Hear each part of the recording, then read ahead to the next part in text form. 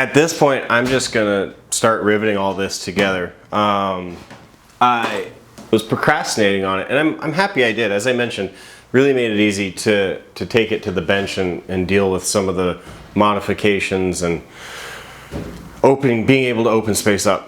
But it's time to close it up. I can't move much further without risking putting stuff in and then having to tear it out and doing too much back and forth. So time for rivets.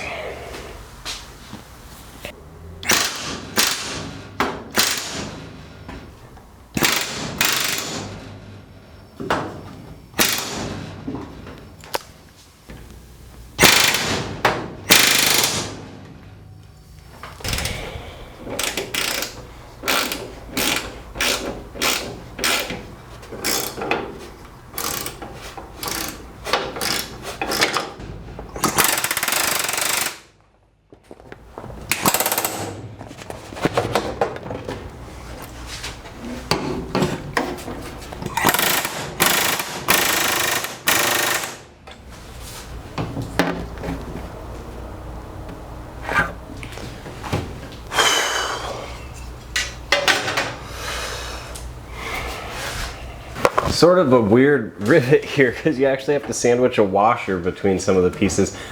It's so that you can start to form a gap where the roll bar support will actually be later on.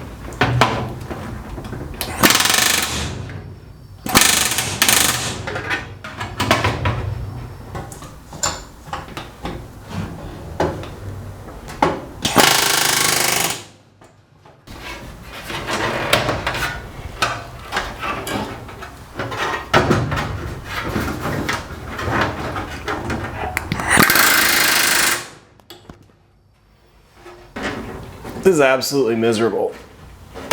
Double offset riveting. 470s in general are just miserable.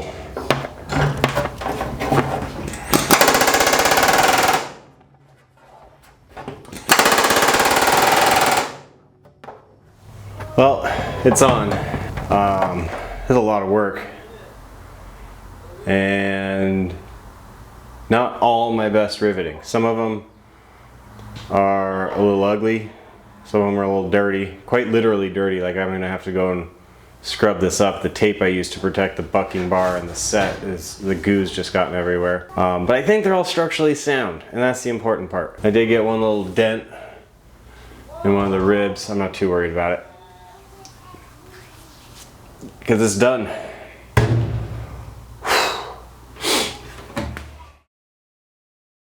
Mounting more crap on the firewall.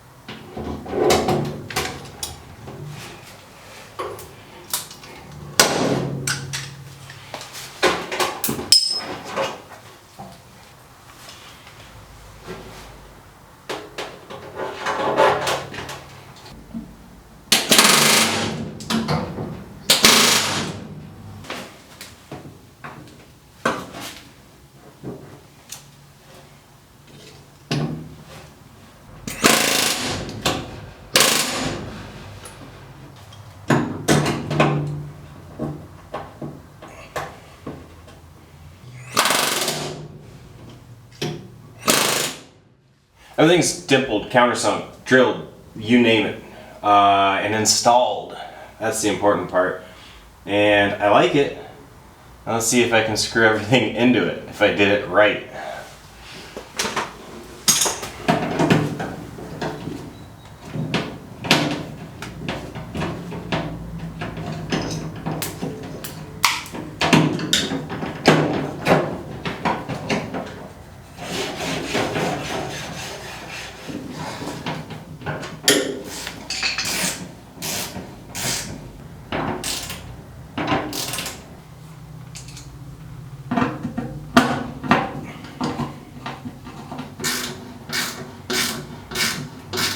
Very briefly, in case any of you have zero idea what I'm doing here, welcome to the club. All of this was new to me when I first started. It took a bit of research. In short, we've got power coming from the battery down to these two items. Consider them switches. This one is my master switch. When I hit the switch on the panel, this thing clicks and it energizes everything else down the line. The first thing down the line is this copper bar that leads to a second switch. This is essentially the starter switch. When I hit my start button, this will give power again further down the line. Branching off of this bar, the opposite direction from the starter switch, or solenoid as we call them, or contactors, is a line that'll head towards this, which I just mounted. This is the ANL fuse. It's a current limiter, it's a big fuse, and it's going to prevent any huge current surge from the alternator to make it past essentially this point. From there it goes down to this little bit. This little bit is the shunt. The shunt is a spot in the system where we can measure voltage drop and essentially therefore current flow. These will be attached shortly here with a couple more copper bars. And coming also from this is going to be a line that will go into the cockpit. That is how we're going to energize all the Garmin systems that I've been working on. Before we get it into the cockpit, I need to cut a few additional holes in the firewall to run some wires. So I guess that's what's next. I have got to make a couple of those copper straps to attach all those pieces together before I get moving on. And I think I have a way to shortcut this, one that doesn't suck like most of mine. Wait. Copper straps, I thought this asshole said that he was going to be cutting holes in the firewall or something. Well, I don't know what's going on here. I don't have ADHD. Nice try, FAA. But somewhere between the front of my plane and the back of my garage, I forgot what I was doing. So now, instead of cutting holes in the firewall, we're making copper bars. Now, I could have edited this into one coherent video, but instead of doing that, I thought I'd let you all see what it's like, not only to suffer from a severe case of not ADHD, but also just building an airplane in general. In fact, it seems like there's always about 1,000 tasks competing for your attention, and somehow they're all dependent on having one completed to start another. It's like this big circle of crap. Anyways, we will get around to cutting holes in the firewall, but not before a few distractions first.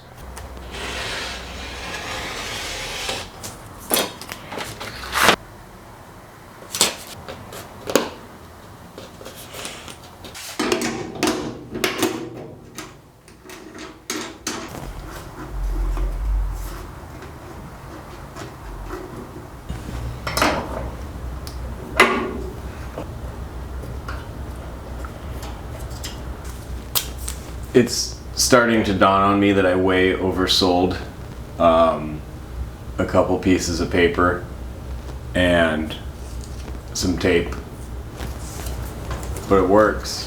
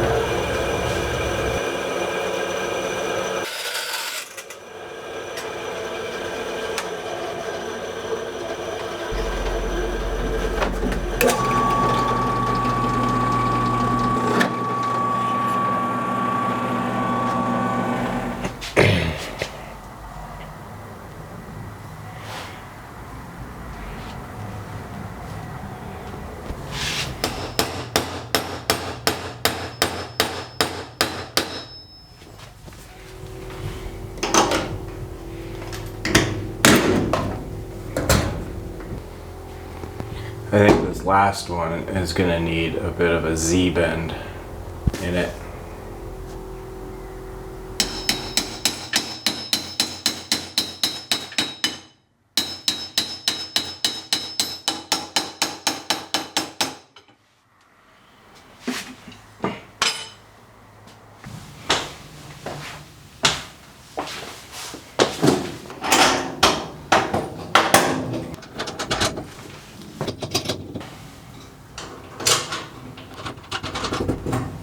Ta-da!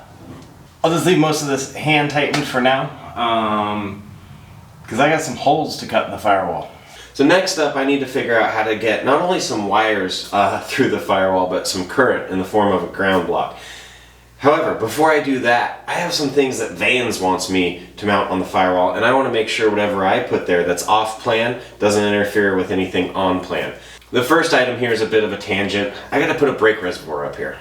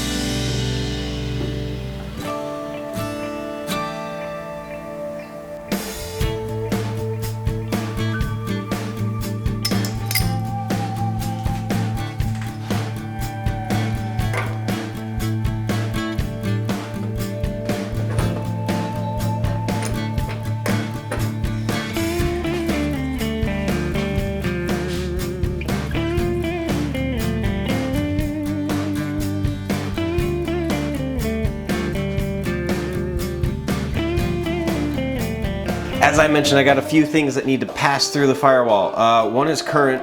I need a way to ground out all of my electronics inside and forward of the firewall. I'm doing that via two different ground blocks. On the front side, I have a tabbed connector, a forest of tabs as it's often called, and that'll get mounted on the front side of the firewall. Matching that on the back side, I have this sort of neater pinned connector where I can ground out all of my electronics. These are going to bolt together with the firewall sandwiched in between. One of the things I wanted to be careful of is make sure I didn't interfere with where the brake reservoir needs to go. Another thing I have to be careful of is not to interfere with where my signal wires are going to go. And that is a firewall penetration that I have to share this space with on this side. On this side of the plane, you guessed it, another firewall penetration, but it too has to share some of the room, this time with a pressure manifold. This is where some of the sensors are going to be housed to take readings on things like manifold pressure, fuel pressure, oil pressure. This is on the plans, so it should be fairly easy to install, somewhat out of the way, so that I can go ahead and install the firewall penetration. I'm going to start with that ground block in the forest of tabs on the front side, keeping in mind that I do have to allocate some room for one of the two firewall penetrations.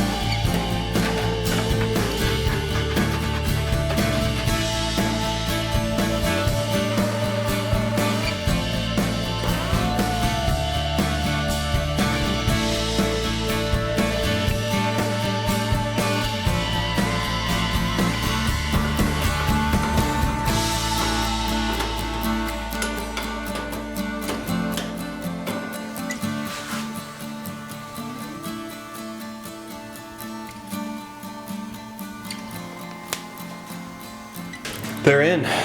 They're in both sides. I like it.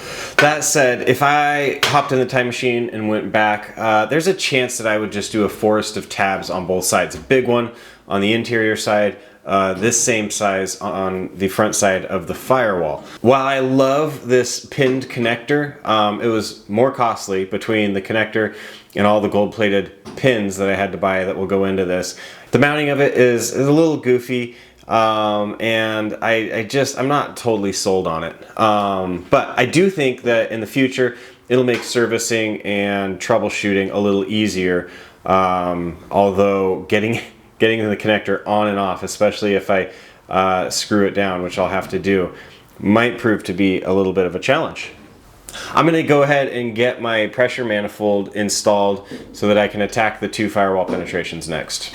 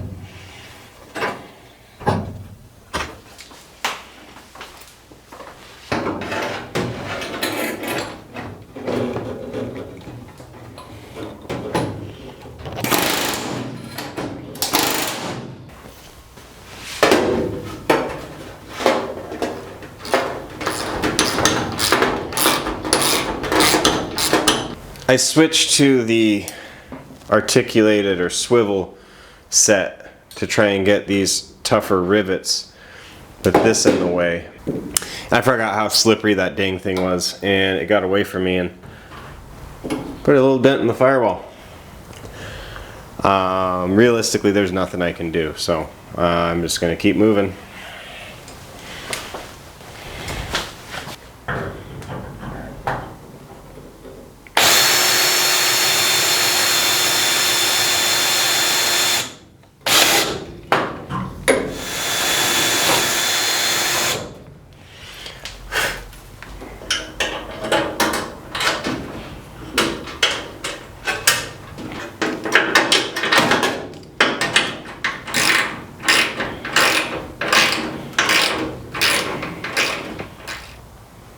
I riveted the rest of the ribs. I'm struggling with these for some reason. A couple more minor dents. I don't know what to say. Maybe I should quit riveting for the day. They look worse on camera, I think. Camera always makes things look worse. Camera adds like 10 pounds, 2 dents, and a strip screw. Now, as if I haven't done enough damage to this poor firewall, I'm going to cut some big ass holes in it to add some penetrations to move some wires through it. So.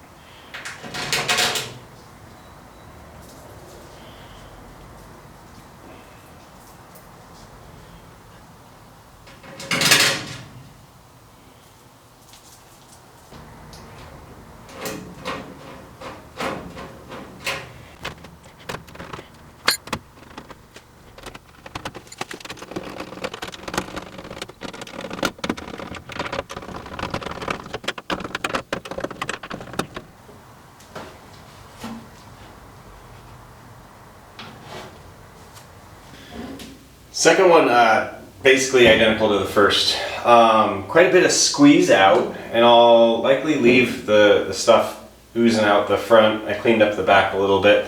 I only hope I didn't position this one too close to the transducer manifold. I went for symmetry here, and then it's a hindsight deal as I look at it going, yikes, it's pretty tight. We'll see.